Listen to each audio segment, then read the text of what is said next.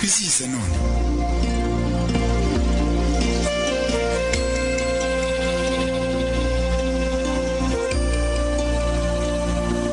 Bakunzi ba Radio Maria Rwanda, kongeye kubaramutsa. Yesu Kristo akuzwe. Aka ni ka kanya kahariwe kuvuga ku buzima bw'abatagatifu tuzihimbaza buri munsi.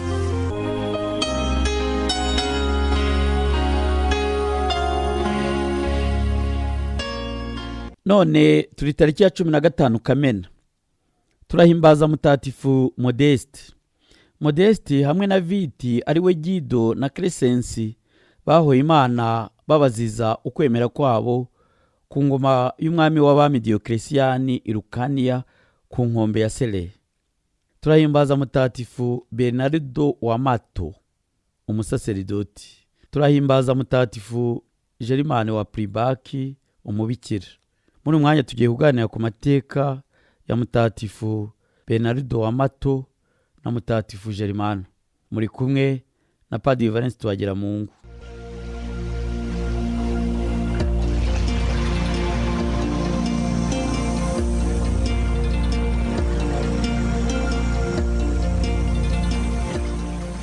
Uyu munsi turahimbaza mutagatifu Bernardo wa Mato.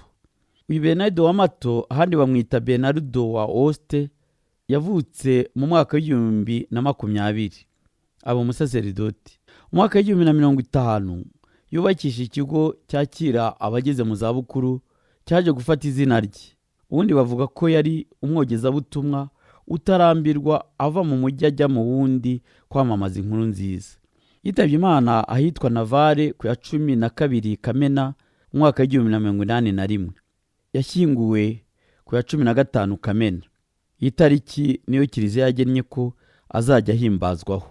Yanditswe mu gitabo cy'abatagatifu na nyir'ubutungane Papa Innocent wa 11 mu mwaka w'1681.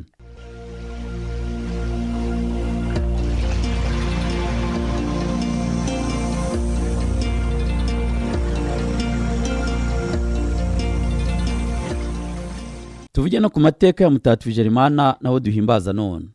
Mutagatifu Gerimana yavukiye i Prabaki hafi ya Toulouse mu Faransa mu mwaka w'1579. Se yari umukene utunzwe n'isuka. Niwe wamureze kuko Gerimana yapfushije nyina ataramenya kugenda. Yagize imibabaro myinshi kuva akivuka. Yavukanye ubumuga bw'ukuboko kw'iburyo, arwaye kandi n'igituntu. Ajya n'ibyago nk'uko twabivuze, apfusha nyina akiri muto. Ndetse yaje no gukubitiraho mukase wamujujubyaga bikomeye. Byose Gerimana arabyihanganira, yihatira gusa kurushaho kwitagatifuza. Ari nako abitoza abana b'urungano rwe. Yari umwana ukunda abantu, agakunda bagenzi be, ntabe yagira uwahemukira. Iyo mukase yamuhaga ibiryo nabyo bidashyitse, yibukaga gusigaza utwashyira abandi bana bashonje. Ubabare bumera kuri Gerimana nka kamere ya kabiri. Icyakora Imana imubera ko kumubyeyi. Gerimana akurana imico ya Gikristo y'ukuri. Bikira Mariya amubera nyina. Abamarayika bamubera inshuti zitarutwa, na Ukaristiya imubera ubugingo. Mukase yasabye ko bamuha kuba umushumba w'amatungo yaho mu rugo. Se arabimwemerera, ndetse bamuterera agatanda aho mu kiraro, ni naho bamugemuriraga ibiryo nabyo bidashyitse. Kuri we ibyo byamuhaye akanya gahagije ko kuvuga ishapure, kandi akaboneraho imbaraga mu isengesho no gukora isengesho ryo mu mutima. Aho yaragiraga amatungo hari ibirura bibi byinshi. Gerimana yamaraga kwahura ayo matungo akambuka akajya kumva misa no gusenga Imana mu Kiliziya yari hakurya y'iwabo. Nyamara iminsi yaragiye yose nta kirura na kimwe kigeze kibatwarira itungo na rimwe, nubwo yabaga adafite umusigariraho. Ibyo birura bigacaho kandi bigafata amatungo y'abandi, nubwo yabaga arimo abashumba batatirimuka n'akanya na gato. Umugezi yambukaga ajya kumva misa, iyo wabaga wuzuye, Gerimana yabigiragaho ikimenyetso cy'umusaraba, ugahagarara akambuka ku butaka bwumye, ukabona kongera gutemba. Ibitangaza byinshi Imana yamuhaye gukora akiri munsi ntibyabuza ariko mukase na se ubwe kugumya kumwica rubi. Gerimana yitabye Imana afite imyaka 22 gusa mu mwaka w'1601. Ise yasanze yapfuye yiryamiye kuri ka gatanda yari afite mu matungo. Ukwitagatifuza no kwihangana kwe byatangazaga abamuzi bose. Amaze gupfa yakoze ibitangaza byinshi. Bavuga ko hashize imyaka 40 bacukuye iruhande rwaho bari bamuhambye, bagwa ku murambo we, basanga uracyari mutaraga rwose kandi ari mwiza cyane. Bawuvanamo ubwo utangira gukora ibitangaza bitabarika mu izina rya Yesu. Nuko tariki ya 29 Kamena umwaka w'1867 Papa Pio wa 9 amwandika mu gitabo cy'abatagatifu.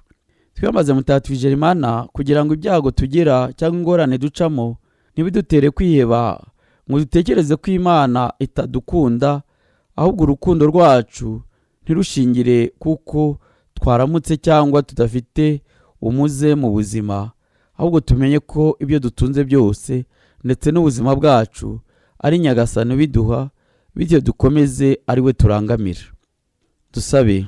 Nyagasani Mana ishobora byose, twebwe abazi ko aba batagatifu duhimbaza none babaye intwari mu kwemera kwabo, turakwinginze udiye kumvamo ubutoni tugufiteho, tubikesha amasengesho batuvugira ku bwa Kristo umwami wacu.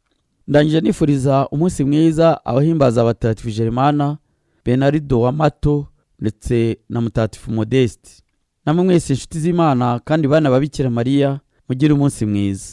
Tuhoze umutima mutagatifu wa Yezu duhimbaza by'umwariko muri uku kwezi. Yezu ugira umutima utuza kandi woroshya, umutima wacu ugire nk'uwawe.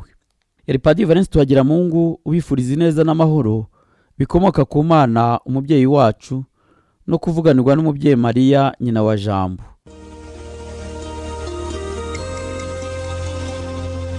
Mwumvaga ikiganiro Umutagatifu twizihiza none, ikiganiro mugezwaho na Radio Maria Rwanda.